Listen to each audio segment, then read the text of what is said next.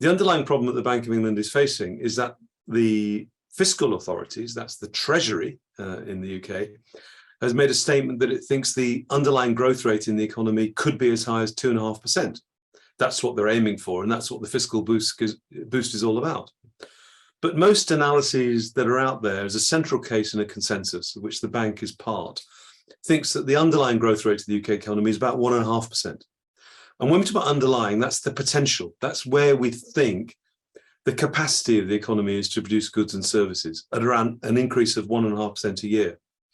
Now, what happens is if we have a fiscal policy authority or the Treasury trying to boost activity above that potential, that's ultimately inflationary, because you've got setting up more demand in the economy than our ability to produce those goods and services. And that's really what we're seeing in the financial markets at the moment. So what the bank would be wanting to do, rather than necessarily in an emergency meeting, because emergencies themselves can set up all kinds of concern that you're losing control of a situation, often by announcing an emergency, you make it worse, is to say that actually, there is inflationary pressure in the economy.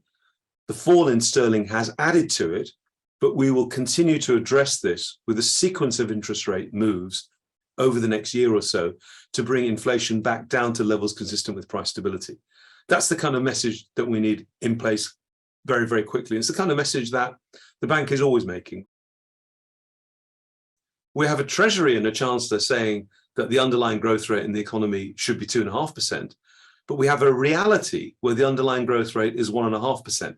And that tension has to be sorted out. And one of the things that's making that tension more difficult to sort out is that we had, in all intents and purposes, a budget on Friday that was not published alongside a forecast by another independent institution called the Office of Budget Responsibility, that would have given a very clear steer to financial markets as to how much more debt we were going to have to issue relative to our tax base, which is the size of the economy.